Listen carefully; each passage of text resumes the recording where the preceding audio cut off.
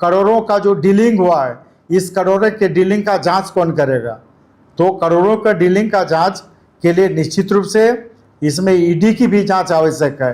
तो ईडी और सीबीआई की जांच पूरे प्रकरण में हो। जेपीएससी भ्रष्टाचार का गंगोत्री बन गया है। जहां से जो पदाधिकारी निकलेगा सीधा गंदा काम करेगा।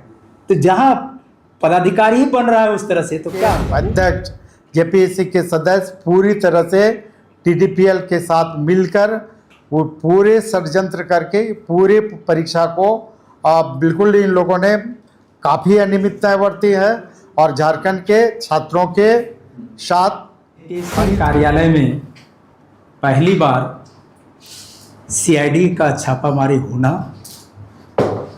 8 लोगों की गिरफ्तारी या हिरासत में लिया जाना, युवाओं में भारी आक्रोश, खासकर जेपीएससी को लेकर के। आजसू पार्टी के युवा लोग भी जेपीएससी कार्यालय का घेराव करा था। इन तमाम मुद्दों को लेकर के आजसू पार्टी का अपना जो नज़रिया है, हम अपनी बातों को रखना चाहेंगे। हमारे बीच लंबोदर महतो जी बात को रखें। निश्चित रूप से 2 जुलाई को रिजल्ट आने के साथ ही जेपीएससी ने जो ऐतिहासिक अपने कारनामे किए हैं, जिसके चल पूर्व में भी जेपीएससी इतिहास रच चुका है, और हम लोगों ने इसी संदर्भ में जेपीएससी द्वारा बरती गई 14वीं पीटी परीक्षा के परिणाम में बरती गई अनियमितताओं को लेकर हम लोगों ने पार्टी कार्यालय में ही 6 जुलाई को प्रेस कॉन्फ्रेंस भी किया था।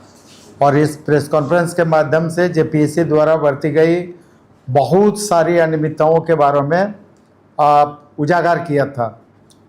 उसके बाद भी सरकार का जू नहीं रहेगा, जेपीएससी का जू नहीं रहेगा। हम लोगों ने 14 जुलाई को जेपीएससी कार्यालय का घेराव भी किया, इसके बाद भी सरकार का जू नहीं रहेगा। और जो हम लोगों का अंदेशा था कि निश्चित रूप से पूरे 14वीं जेपीएससी की पीटी परीक्षा में व्यापक अनियमितता बरती गई है।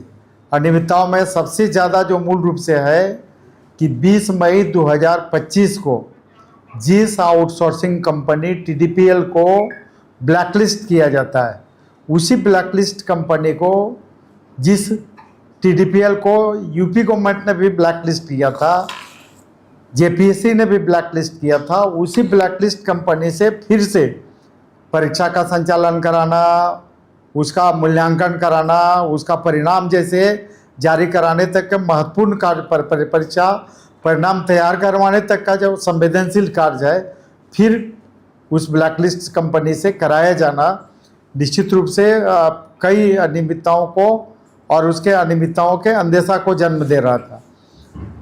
आप देखें कि सबसे पहले तो कि एक जेपीएससी संवैधानिक संस्था है, और ये संवैधानिक संस्था संविधान से, नियम कानून से चलती है।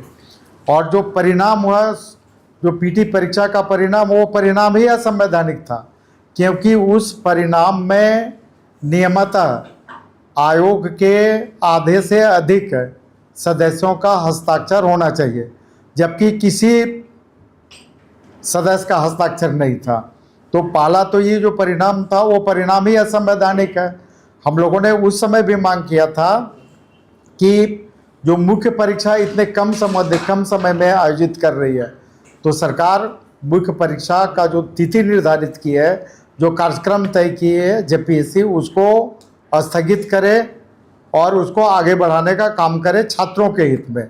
चूँकि जेपीएससी का परिणाम के बाद फॉर्म भरने की प्रक्रिया होती है, और उस फॉर्म भरने की प्रक्रिया में जो झारखंड के एससी एसटी और ओबीसी के जो छात्र छात्रा हैं, उनको निश्चित रूप से सर्टिफिकेट भी बनाने हैं, सर्टिफिकेट भी अपलोड करने हैं। तो इतने कम समय में सरकार और जेपीएससी का जो मंशा था कि झारखंड के जो एससी एसटी ओबीसी के छात्र हैं, जो अभ्यर्थी हैं, उसको किस तरह से कुचक्र में छांटा जाए, छांटने का षड्यंत्र ये कर रही थी। इसी के कारण इतने कम समय में परीक्षा निर्धारित कर रही थी।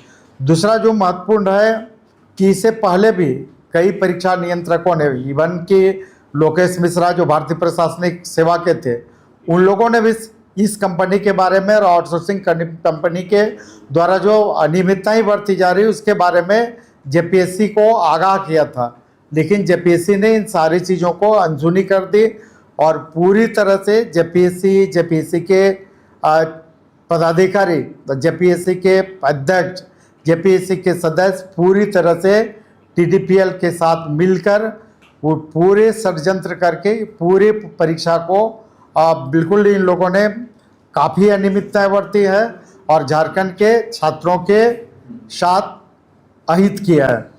निश्चित रूप से हम लोगों ने उस दिन भी मांग किया था कि निश्चित रूप से राज्य सरकार ने सीआईडी को जांच करने का काम दिया है, सीआईडी जांच कर रही है, लेकिन सीआईडी की जांच ये पहली बार नहीं है। आप लोग देखे होंगे कि जैसे सीजीएल में भी इस तरह की बातें आई थी, कई जांच हुए, कई अनियमितता पकड़ी गई, कई लोग जेल भी चले गए, सारे चीज़ हुए, लेकिन उसका परिणाम क्या हुआ? अंततः ढाक के 3 पात वाली स्थिति हुई। तो इस मामले में भी जो अभी जेपीएससी में अनियमितता के मामले में जो सीआईडी जांच कर रही है, इस मामले में भी वही ढाक का 3 पात नहीं हो जाए और पूरी परीक्षा को फिर से आप निश्चित रूप से, इसलिए ये दूध का दूध पानी का पानी हो, इसलिए हम लोग राज्य सरकार से मांग करते हैं कि निश्चित रूप से सीबीआई जांच हो और दूध का दूध पानी का पानी हो। दूसरा, जो आउटसोर्सिंग कंपनी है और जेपीएससी से जो जुड़े हुए हैं, जिनकी संलिप्तता है, करोड़ों का जो डीलिंग हुआ है, इस करोड़ों के डीलिंग का जांच कौन करेगा? तो करोड़ों का डीलिंग का जांच के लिए निश्चित रूप से इसमें ईडी की भी जांच आवश्यक है। तो ईडी और सीबीआई की जांच पूरे प्रकरण में हो और जो टीडीपीएल कंपनी है, टीडीपीएल कंपनी के साथ जो करोड़ों का लेन देन हुआ है, उसका भी जांच इसमें निष्पक्ष रूप से हो। दूसरा जो सबसे महत्वपूर्ण है, ठीक है, चेयरमैन रिजाइन कर दिए, लेकिन रिजाइन करने से ये जेपीएससी पर और झारखंड पर जो धब्बा लगा, जो दाग लगा, झारखंड के इस दाग को कौन हटाएगा? जेपीएससी के इस दाग को कौन हटाएगा? तो ये निष्पक्ष जांच करने के लिए जेपीएससी के पदाधिकारी सारे पर निष्पक्ष जांच हो, टीडीपीएल कंपनी पर जांच हो। और इसके पहले भी आप देखे होंगे कि जिस कंपनी को बिहार सरकार ब्लैकलिस्ट करती है, जिस पर एफआईआर होता है, 6 महीना जो जेल में रहता है, ऐसे ब्लैकलिस्ट कंपनी से भी जेपीएससी काम कराने का काम करती है। और वो तो और हद है कि उस कंपनी के ड्राइवर के नाम से कंपनी बनती है और उस कंपनी से भी इन लोगों ने परीक्षा करवाया। तो आप पूरे प्रकरण विगत कई वर्षों से देखें तो जेपीएससी में काफ़ी अनियमितताएं बरती गई है, विशेष करके आउटसोर्सिंग कंपनी के मामले में। और हम लोगों ने पहले भी कहा था, इसके पहले भी प्रेस कॉन्फ्रेंस किया था। तो निश्चित रूप से जो आउटसोर्सिंग कंपनियां, जो एजेंसियां बनती है, एजेंसियों का जो चयन होता है, उसके लिए झारखंड वित्त नियमावली का नियम 235 में स्पष्ट रूप से कहा है, स्पष्ट रूप से निर्देशित किया गया है।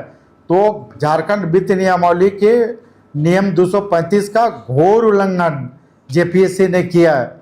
और अगर नियम 245 की बात करें तो नियम 245 में सिर्फ झारखंड कैबिनेट को ही अधिकार है कि वो सीधे सीधे किसी एजेंसी को काम दे दे।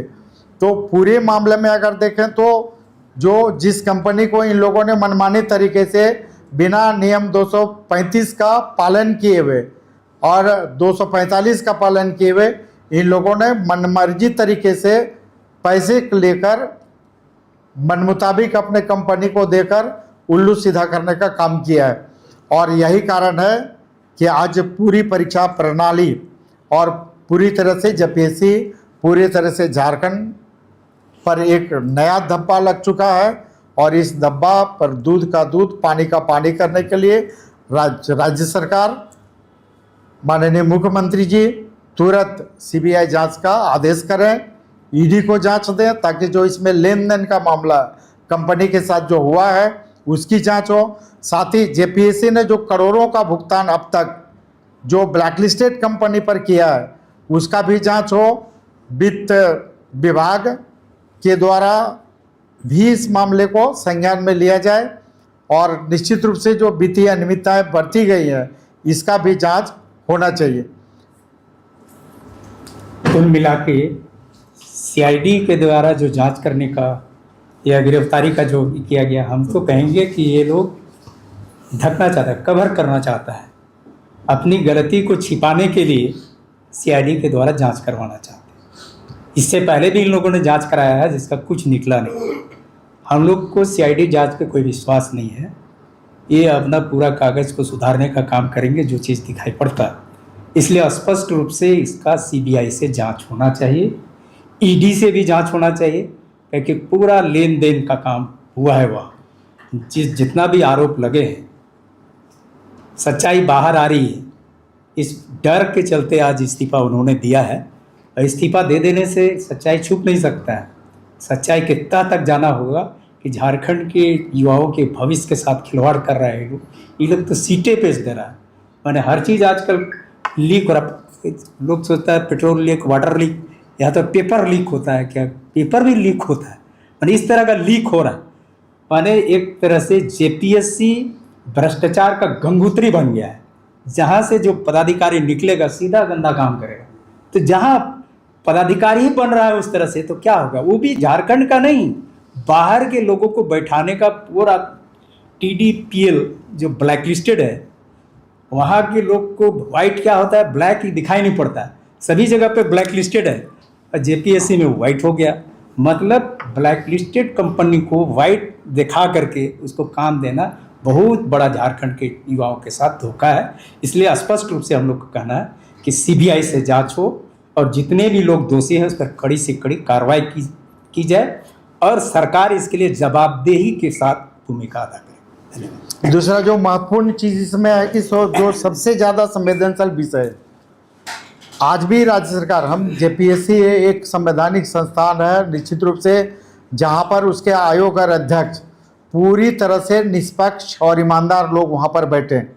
राज्य सरकार आज भी आप देखे होंगे कि ऐसे ऐसे सदस्य उसमें हैं कि जिनकी बहाली इसी जेपीएससी से हुई है, जिनकी बहाली पर सीबीआई जांच चल रहा है। ऐसे लोग भी आज जेपीएससी में सदस्य बने हुए हैं।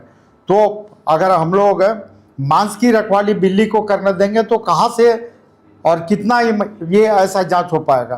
तो राज्य सरकार इस बात को भी संज्ञान में ले कि कौन ऐसे सदस्य हैं जिनकी बहाली इसी जेपीएससी से हुई है और जिनकी नियुक्ति पर ही सीबीआई जांच चल रही है, और वैसे लोग भी सदस्य बने हुए हैं। तो अगर इस तरह के सदस्य, इस तरह के अध्यक्ष हम लोग बनाएंगे तो निश्चित रूप से राज्य सरकार चेते, और आने वाले दिन में बिल्कुल ही ईमानदार और स्वच्छ छवि के निष्पक्ष काम करने वाले लोगों को अध्यक्ष और सदस्य बनाया जाए, ताकि जेपीएससी की गरिमा बची रहे। और राज्य सरकार का आज जो जेपीएससी की वजह से जिस तरह से जो धब्बा झारखंड पर लगा है, ये धब्बा भी आने वाले दिनों में नहीं लगे। ऐसी घटनाओं की पुनरावृत्ति सरकार और राज्य में नहीं हो, जेपीएससी में नहीं हो, जेएसएससी में नहीं हो। जेएसएससी में भी जो आउटसोर्सिंग कंपनी है वहाँ भी जांच हो कि किस कंपनी को काम मिला है। तो आपको जानकारी, आपको ये जानकर ताज्जुब होगा कि एक ही कंपनी हर जगह पर कर रही है। तो ये सारे विषयों पर राज्य सरकार को संज्ञान लेके आने वाले दिनों में ऐसे घटनाओं की पुनरावृत्ति नहीं हो। और फिर से हम लोग सरकार से विनम्र अनुरोध करते हैं कि ये 14वीं जेपीएससी के में बरती गई अनियमितताओं का सीबीआई जांच हो।